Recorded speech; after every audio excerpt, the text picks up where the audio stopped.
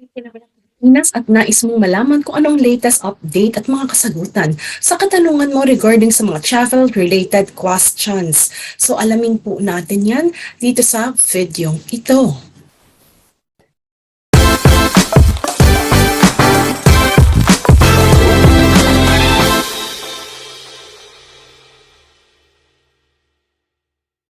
Magandang araw po sa inyong lahat mga kabayan at kaibigan, and welcome to my channel. This is Jamey Iris TALK TV, kung saan sasagutin po natin ang mga katanungan na iniwan po ninyo sa aking comment box regarding travel-related questions.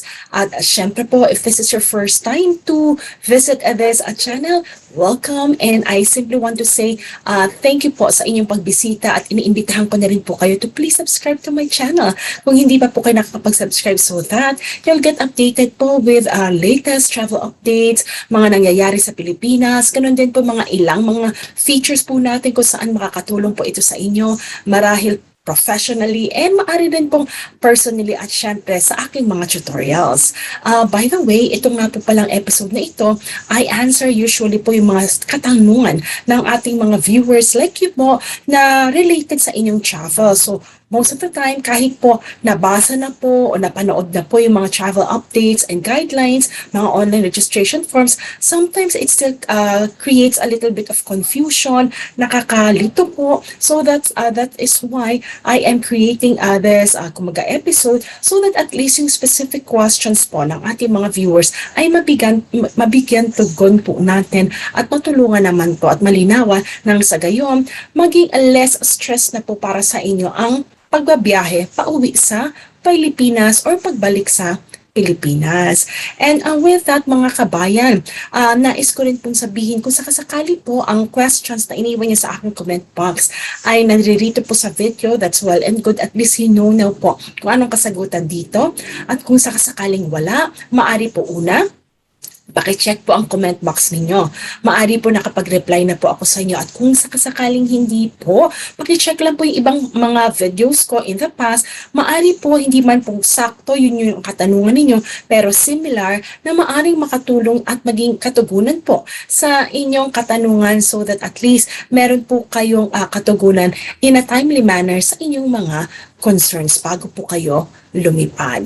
Ayan, so ginagawa po natin ang best para makasagot po sa mga katanungan, kaya lang po minsan napakalubos pong napakadami, kaya po hindi ko po agad masagutan lahat, pero I'm trying my best, at least kung hindi po through my video, at least through answering through your comment boxes.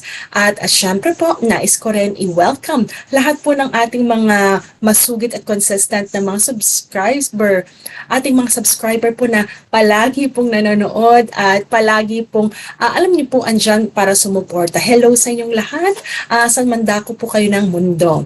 Sige po mga kabayan at kaibigan, simulan na po natin sagutin ang inyong mga katanungan. Pero bago po tayo sumagot, ito po muna ang ating mga kabayan na nagpapasalamat. Mula po kay Joy Wecker, sabi niya, "Hi Miss Jamey, hello po.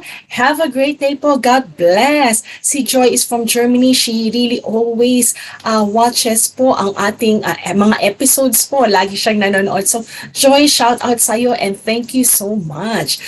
Sabi ni Leia Octavio, watching from Singapore, "Gusto ko talaga ang tawa mo, ma'am. Hehe, ang ganda." Maraming salamat, Leia. At ewan ko ba, ganyan talaga ako kapag, I feel happy at yung genuine po yung aking kagalakan sa puso. I just cannot help but laugh po. Ayan. I'm glad naman po. Kasi di ba sometimes they say, maganda na maging matuto tayong makita at magkaroon ng kagalakan sa puso kahit may mga challenges sa buhay. So, yun po, I choose to have joy in my heart. Ayan. Ayan, mula naman kay Sarah, Iris, Ireland. Wow, pareho pa tayong Iris, Sarah. So, hi Miss Jamey, dito na po ako sa Manila Hotel Quarantine just a while ago. Thank you sa guidance mo. God bless. Wow, Sarah, I'm simply so happy. How was your journey from Ireland to the Philippines? Let us know, and I'm simply so happy you're already here in the Philippines. At nakatulong yung mga video ko sa iyong pag-uwi, paggabay sa mga gagawin mo sa iyong pag-uwi. And from Hyra Makasusa, thank you ma'am. God bless. You're most welcome, Hyra. Naku, yan po ang ating mga masusugid na mga viewers po na palagi nanonood sa atin. At all I can simply say is you're most welcome and I'm simply so glad to have all of you. At maraming salamat din. I really appreciate your talaga consistent support sa ating channel. And of course, for the rest who are watching, hindi ko man po mabanggit ang pangalan ninyo isa-isa. Try natin yan as much as we can po. Yung sino man po yung nagpapadala ng mga thank you, i-share po natin yan. Kung hindi ko man po mabanggit ngayon, I simply want to say thank you po.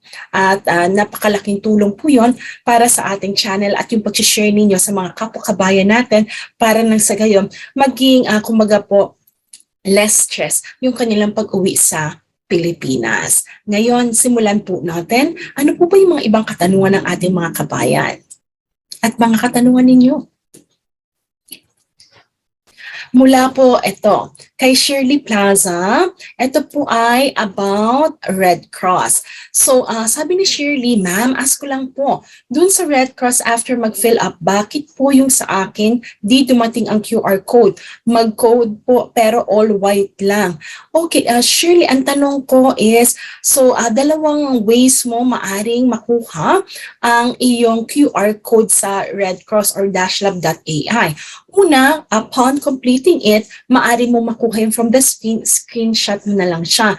And then, kung sakasakaling hindi naman, ay check mo yung email address mo. Maaring pumasok yun sa email mo or pati yung spam folder or junk mail. Sometimes maaring pumasok ito doon. So, let me know. Hoping nakuha mo na siya so that you can use it for your flight. Ito naman po mga one-half pass related questions. Mula kay Erin Solis, hello po. Tanong ko lang po kung kailan pa po bang, kailangan po bang i-upload ang RT-PCR vaccine certificate sa one-half pass? Wala na po kasi nakalagay sa one-half pass na nagsasabi na i-upload ang certificate. Thank you po. Hi Erin. Oo, bali ganito ang nangyari. Last December, pinapa-upload pa nila yan. Pero nung pumasok ng January, they changed. They updated na naman yung system ng one-half pass. A big possibility kasi nung mga January, so binago nila yung website from November. And then, pagkatapos nun, ang dami nagtatry mag-upload nung in JPEG form. Kaya lang nagkakaroon ng error. Most of the time, ang daming subscribers natin. Natatandaan nyo yun, mga subscribers na pauwi dito pero nagkakaroon sila ng problema, ina-upload nila in JPEG form, fina-follow nila ang steps but you know, it was not uploading. So a big possibility is tinanggal ng one-half pass yan. Usually kasi diba 2 steps yan. So yung unang step is yung registration. Second step, nilipat nila sa EHDC. So ang history niyan is nung December, nasa first step yan. Step number 1, registration upload. Pagdating ng mga late December, ang ginawa naman nila, nilipat nila sa step number 2. So, ando na siya. So, makukuha mo na yung step number 1, registration, QR code, and pagkatapos nun, i-upload yung dokumento and then doon ma-update yung QR code. However, this January, they changed it. Ang ginawa naman nila is they totally removed it, yung upload button. So, tama yung na-observe mo. So, wag ka na mag-worry. All you simply have to do is do step 1, step 2 without uploading the documents. You bring the documents with you. Mas maganda kung yung negative RT-PCR test mo. Kung may printout copy ka, that will be quite great. Kung wala naman, make sure na accessible sa phone mo yung copy nun. And then yung vaccination certificate. Kailangan may copy ka din, no? So bring mo siya. Kapag sa airport, tatanungin nila yan, make sure accessible sa bag mo and then ipakita mo sa kanila. Okay? Pero sa one-half pass, kunin mo lang yung QR code screenshot, fine na yun. O hindi mo na kailangan i-print out. And then kay Cherry Raimundo, sabi niya, paano po kung nakagkabaliktad? Ang arrival at departure, pwede na rin po? Hindi pwede. So lalo na kung magkaiba sila, kung same naman, walang problema yun kasi same arrival as departure, arrival. Pero kung iba ang arrival mo, so halimbawa, ang departure mo mas maaga, ang iyong arrival is of course later, kailangan kung ano yung arrival date mo, yun talaga yung arrival date kasi mai-invalidate yung one-half pass, mahigpit nilang binilin yan at nung change nila yung form, they gave a reminder. So my suggestion, repeat it. Okay, so that at least it will be accurate kasi para hindi ka magka-problema at hindi ma-invalidate yung details mo kasi naka-link lahat dyan. Yung mga detalye mo hanggang from your time na umalis ka sa port of origin, pagdating mo sa airport sa Pilipinas, sa hotel, pag-check out mo at pagdating mo sa LGU. Yan, Sherry. So, Erin, Sherry, thank you so much for your questions. I look forward na it's clearer na if you have further questions, let me know. Ito naman mula kay Julie Opeda. Sabi ni Julie, ano po bang ibig sabihin ng one-half form? Kung meron na po bang one-half pass, Red Cross RT-PCR test at vaccination card, added hotel reservation, can you please explain what is the meaning of the one-half form? And then sa isang question niya pa rin, basahin natin. Sabi niya, then she said, ask ko lang po sana about sa one-half form. What is the meaning of that? I don't get it po. It's fine, Julie. So, Julie, I just would like to clarify, do you mean one-half pass?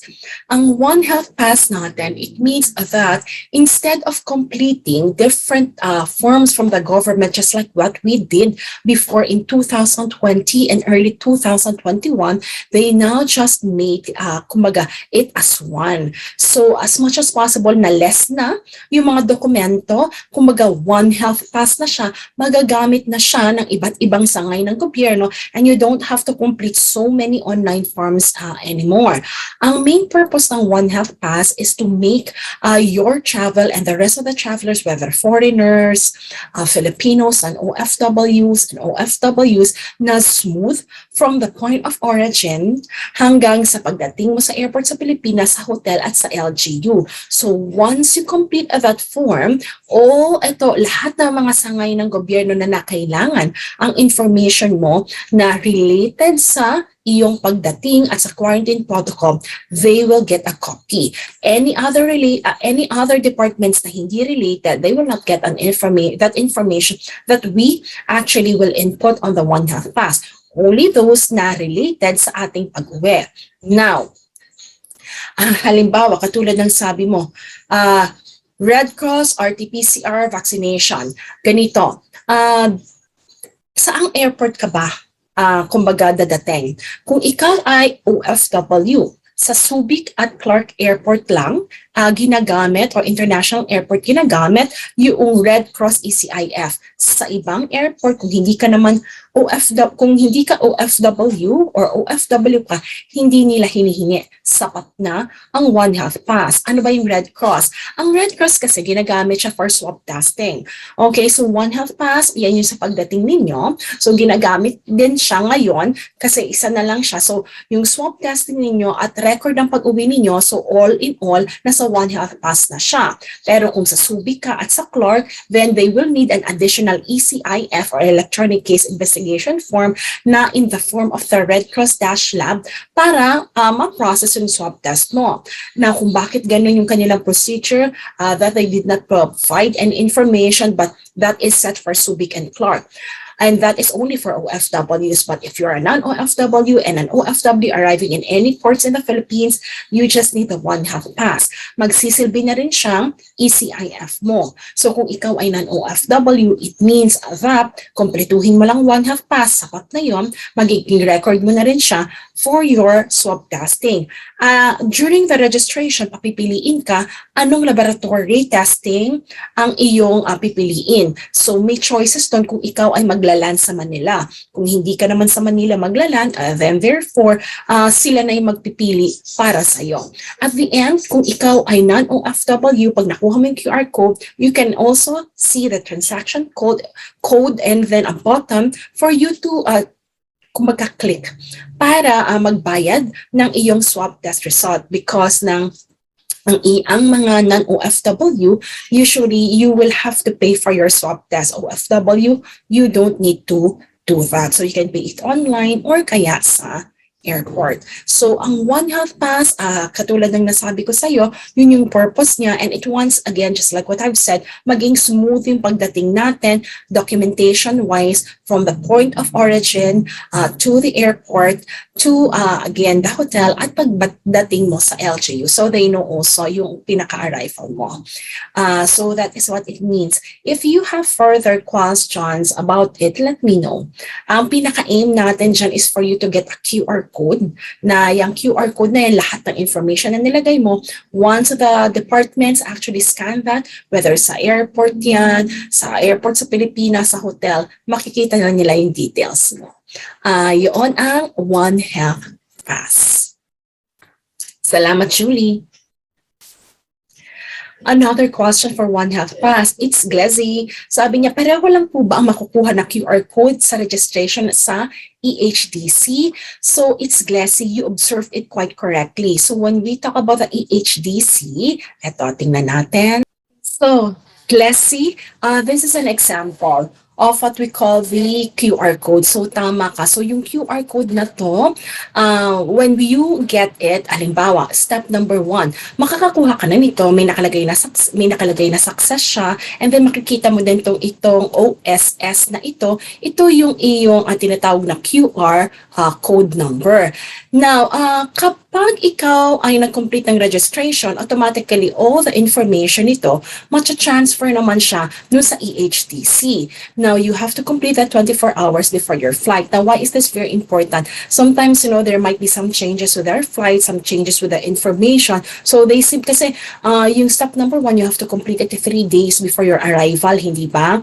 Ngayon, 24 hours before your actual arrival, just in case of any changes, you can still edit naman kasi from the EHDC. So, pwede mong ilagay yon. And then, pagkatapos nun, click update, and then you simply have to, again, kumbaga, take a screenshot of this QR code so that at least yung updated QR code, yung maipapakita mo sa airport. Kung wala namang changes, same information pa rin, at least you have the EHTC at sa record nila, nagkumpleto ka ng EHTC. Pareho ang makikita mo na it seems like yung same QR code and same OSS number, hindi siya mag-iiba. Pero kung sakasakaling may pagbabago, may update kang ginawa dun sa EHTC, dun sa latest na QR code na makikita mo or makukuha mo after na ma-generate, which same lang yung code niya, okay, I mean yung OSS code, then yung updated information sa loob naman mismo ng pinaka-QR code ay naka-encode. So I hope that's quite clear. So again, I hope you will not get confused about that. So screenshot mo lang yan, pakita mo sa airport, then you're all good. Ngayon naman, dumako tayo sa mga katanungan about arrival requirements. Kay Mira Sanilia, sabi niya, "Hi Miss Jamey, kamusta po? Ask ko lang po kung ano-ano yung kaya yung requirements ng OFW magbabakasyon dito sa Pilipinas tapos pabalik na po ng Riyadh. Maraming salamat po in advance sa sagot po ninyo dito sa katanungan ko."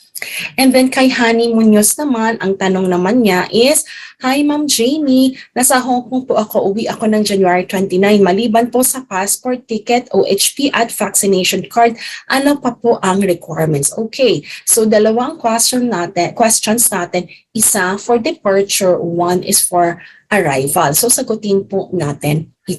Sagutin muna natin yung question ni Mira sa Dammam, Riyadh. So kung manggagaling ka dito sa Pilipinas, ito yung mga travel requirements at this point in time. Pero Mira, please make sure na to double check before you actually fly kasi subject to change naman by short notice ang mga requirements usually nila. Pero sa ngayon, ito ang requirements nila. So, ito, allowed travelers. So, unang-una pong so, kinakailangan nila na meron kang medical documents. Basta you fall into yung mga allowed travelers. So, ang mga pwedeng mag-travel papunta sa Dammam, Riyadh ay ang mga merong immune and non-immune Saudi citizens and residents, immune and non-immune non-citizen and residents, unvaccinated travelers are also allowed, and kung sakasakaling tourist visa holders. But then again, since you've mentioned you are working there, so ito ang mga kailangan. Kung ang general requirements nila, unless specified by your airlines, kung meron silang ibang requirements, Ang kailangan nila is, of course, medical documents. Una, recognized proof of vaccination mo. And then, pangalawa naman, negative COVID-19 or RT-PCR test result from any DOH-accredited laboratories taken at most within 72 hours before departure, not required for non-immune Saudi citizen. Now, non-Saudi spouses of Saudi Arabian citizen, their non-Saudi children, parents and accompanying domestic workers traveling to the Kingdom of Saudi Arabia from the other countries are exempted from this requirements. Now, ano pa? Ang mga travel documents na kinakailangan mo naman ay registration to the Tawakaina application before departure, vaccination registration before departure. So, ayun yung kinakailangan mo. And then proof of confirmed reservation at an institutionalized quarantine facility in KSA for non-Saudi citizen residents, and then medical insurance that covers COVID-19 treatment for non-Saudi citizen resident or GCC citizen. Now, yon. And should there be any other requirements from the airlines, please note that. Para naman kay Honey May, ano mga requirements pabalik sa Pilipinas? Unang-una, RT-PCR. So you have to provide a negative test result of the RT-PCR taken within 48 hours before your flight as of January 16 until 31, 2022. Pangalawa, One Health Pass. Kinakailangan mo yan. Kailangan na kumpleto mo at may OHP code ka. Katulad doon napakita ko kanina. Trace app. Kailangan ka rin mag-download at mag-register. And kung ikaw ay OFW, ayan, tingnan natin, di mo nabanggit kung ikaw ay OFW. So kung OFW ka, yun lang yung mga kinakailangan mo. At syempre, copy ng iyong OFW working contract at working visa. Kung non-OFW, karagdagan dyan, kailangan mo magbayad ng swab test at mag-reserve ng hotel booking. Depende kung ikaw ay fully vaccinated or not vaccinated at all, so kinakailangan mo yan. Pakidala na rin ang copy ng iyong proof of vaccination kung ikaw ay vaccinated so that at least they could take a look at that at mag-affect yan sa number of days ng iyong quarantine dito sa Pilipinas. So salamat Mira at Honey. Mula kay Michael O'Hurley, sabi niya, "Hi Jamie, is Ireland on the yellow list?" Yes, Michael. Ireland is on the yellow list at this point in time from January 16 to 31, 2022. Now, also from Michael, he asked, when can Ireland, England, USA people go to the Philippines? When will they quarantine in the hotels in the Philippines? And okay, Michael, if you're a foreign tourist, at this point in time, the travel restrictions for foreign tourists are not yet lifted. So it means that the only foreign nationals that are allowed in the Philippines are those that have long-term and existing visa. Foreign tourists, we still are waiting when the travel restrictions will be lifted, and then hoping later on you will be allowed if you're a foreign tourist later on in our country. When I say later on, no date determined yet. There was a plan already for foreigners before, like early November, so supposed to be like late November. It would have been allowed if only Omicron virus or variant was not discovered. But then again, what happened had happened. So let us take a look. Let us take a look if by February, maybe mid or by March, this will be changing at this point in time because the COVID virus numbers are that we have here in the Philippines, our cases are so high. So foreign tourists are not yet allowed in our country. Let us take a look by mid-February as well as again by March, hoping by then the protocols will be changing and the protocols will be a little bit relaxing in terms of some of the restrictions, hoping it will be lifted, especially for you and the rest of the tourists foreign tourists who would like to visit the Philippines. I'll keep you all updated about it so that you will know, and you will know also the requirements. So when it comes to the quarantine hotel in the Philippines, at this point in time, it's still ongoing. No dates or future dates announced that it will be stopped. So I think depends on the number of cases that we actually have in the country, then that's the time that, again, it may stop. Or depends on what the Department of Health and IATF will also determine, or these are the governing bodies that, take a look and they try to implement also. They are the governing bodies that implement the protocols here in the Philippines. So, Michael, looking forward that you will definitely be visiting the Philippines very soon when the protocols change and when the foreign tourists are allowed. So, thank you for watching and keep watching for the updates. For Chris Odilao, hi Madam, flight ko po this January 25, Qatar to the Philippines po, hoping di po makancel. God bless ma'am, I do hope so na hindi makancel ang iyong flight. So will that be with Cebu Pacific or PAL? So just keep yourself updated and keep checking the flight status because of the lack of manpower. So they usually cancel some flights. So it's good that you are aware and check your email as well because they usually send information in case of cancellation para wag madoble ang gastos mo sa RT-PCR test. And then from Rexley Onate, hello po, okay po kaya ang SG airline from Dubai to Manila? I think okay naman yon kasi dati I used to fly from SG. I mean, I usually fly with Singapore Airlines. Is that what you mean?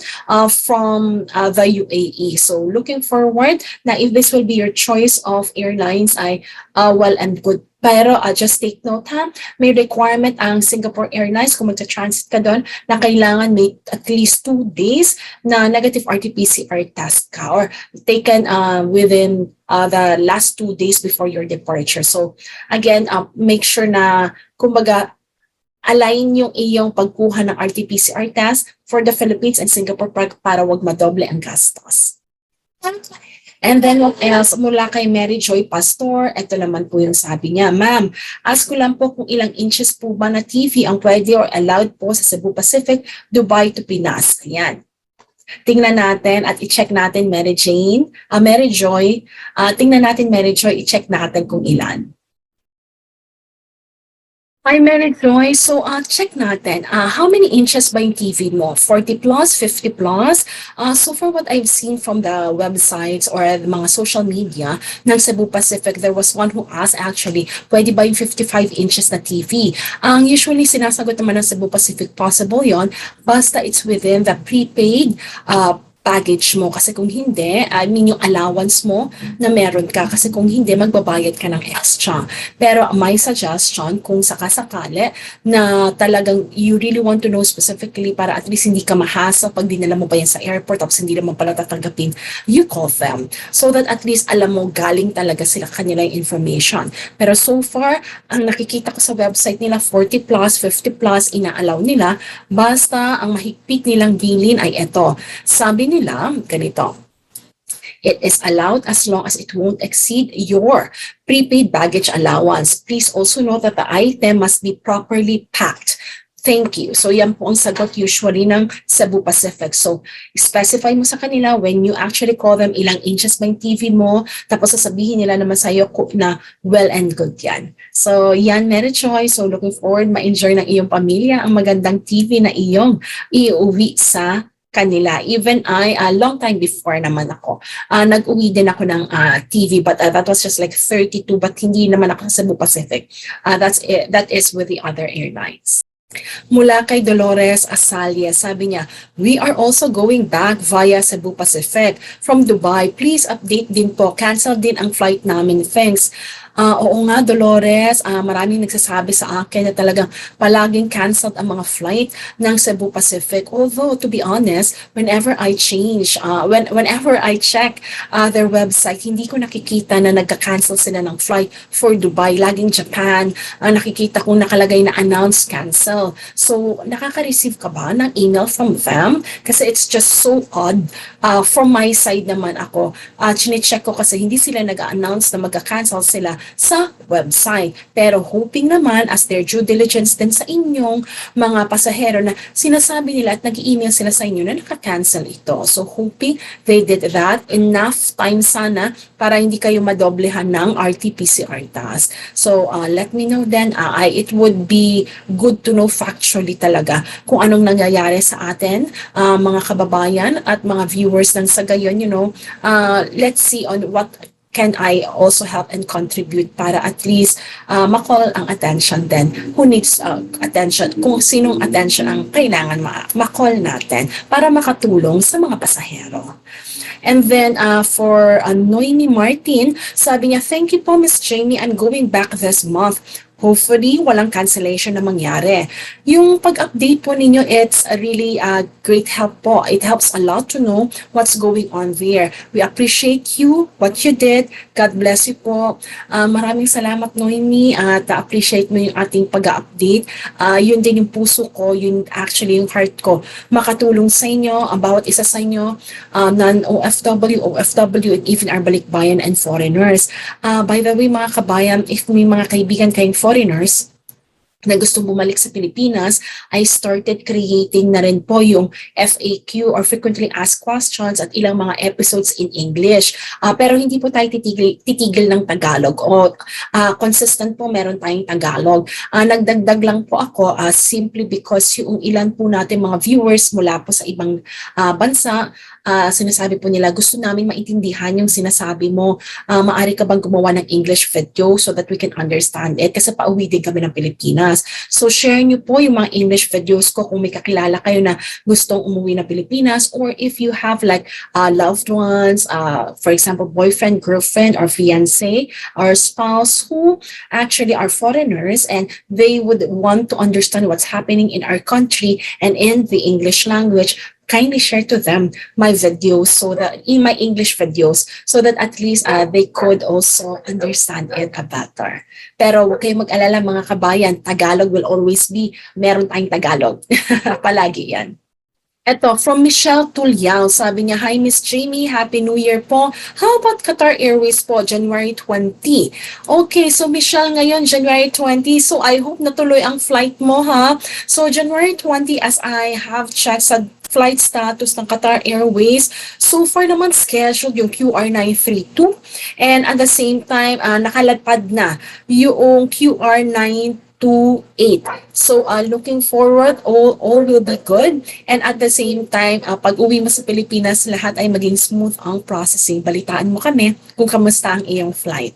Mula naman kay Lina So, sabi niya, how about from the USA? Kailangan ba ng PCR test? So Lina, is that your question? Kung kailangan ng PCR test, yes. So if you will be coming from the USA and you'll be arriving in the Philippines, kinakailangan mo ng at least negative RT-PCR test result taken within 48 hours before your flight to the Philippines. So yan ang kailangan mo para at least mapasakay ka nila sa aeroplano, at pagdating mo sa Pilipinas, another set of PCR test sa hotel.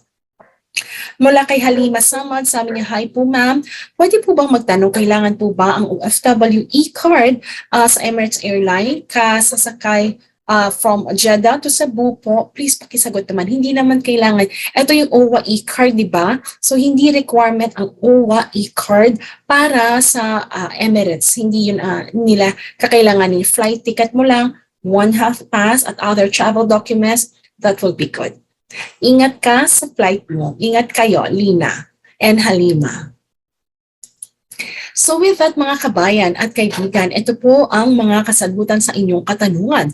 Tomorrow, there's another set of questions that I will be answering, and at the same time, even po offline, nagsasagot po ako ng mga katanungan po ninyo, again from the YouTube channel at sa FB page ko po. So antabayanan niyo po yung mga kasagutan ko po. Kung hindi naman, check niyo lang po yung aking mga video. So with that mga kabayan at kaibigan, if you find this video very helpful and informative, please click like, at gayon na rin po, if this is your first time to visit this page, I'm inviting you once again to please subscribe to my channel so that you'll get updated with different videos at mga vlogs po na travel related that we have, at other videos that will be interesting and helpful para po sa inyo. At syempre, sa lahat po ng ating manonood at mga subscribers po natin from different parts of the world, maraming salamat po mga kabayan at kaibigan for always watching. I really appreciate it at excited ako makapiling kayo at makita sa aking next video. With that, I just simply want to say, God bless you, stay safe and stay healthy.